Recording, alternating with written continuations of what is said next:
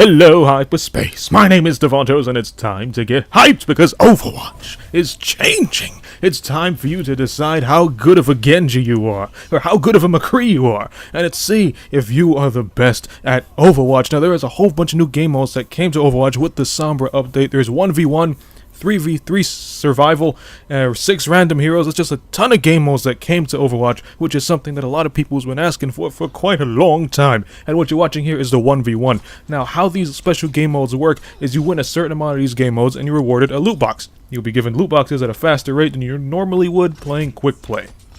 But to hone your skills and to see how good of an Overwatch player you are, you gotta start hopping into the one-on-one. It's really fun. And how the one-on-ones work is you're given a random hero. As you see this round, we're both given Genjis. It's just you and one other random player, and you get to see who's the better Genji. The round just ended, and they're gonna give us another random hero, which is Torbjorn. So it's time to see who's the better Torbjorn. Now you can get cheap with Torbjorn and just plant some turrets and camp by it, which is what I do, or you can just go out in the field and just get some kills. Now, it's really interesting because you actually get to see other playstyles for different heroes. Like you might want to play like a stealthy Genji, but then you run into another Genji and he's like flipping all over the place and he's ridiculously accurate with these shurikens, and it gives you some ideas on how to play heroes, in different styles.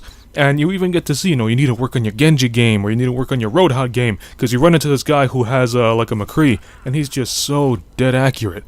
And then you try using McCree, and you're not accurate at all. So it gives you the idea, it's time to work on that McCree accuracy, and it just makes you a better Overwatch player, and it's really interesting, and really fun.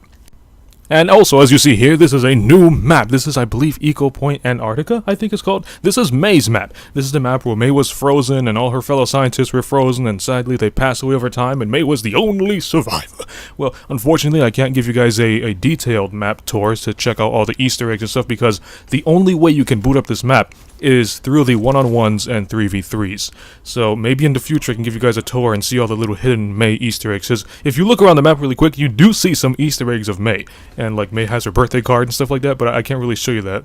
At least not yet. I want to be safe and show you guys so nobody will interrupt me when I'm giving you the map tour. But speaking of 3v3s, it's really fun. Now how it works is it's a 3v3 survival. 3 heroes against 3 heroes. The instant you die, you're not coming back until the next round. First team to 3 rounds wins. And it gets really intense because there are times, let's say you have, let's say Sombra. Everybody likes Sombra, she's new. You got Sombra, you're using Sombra. Your teammates is like Roadhog and you got like a 76.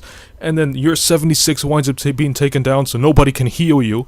And you wind up seeing Roadhog get slaughtered by the other enemy teams. And it's just like you as Sombra against 3 enemies. Whoever, it's your job to take out those 3 enemies, and if you die, well, then your team loses, and everybody blames you. So you're actually going to wind up finding these intense comeback moments where Sombra single-handedly defeats the entire enemy team, and you're just going to feel so good and so epic and so badass because you just outsmarted like 3 enemies at once, and they tend to stick together, but that doesn't make it impossible to beat, 2 heroes or maybe even all 3 heroes at once. Now, when you're playing 3v3s, the best heroes, or I should say the most popular heroes that I've noticed, is May, Roadhog, and Zenyatta. A couple times you find a Reinhardt and Winston, but usually it's May and Roadhog so they can have the self-healing and high damage combo with May's freezing you off, and then Zenyatta because he has the high damage and he can heal off teammates.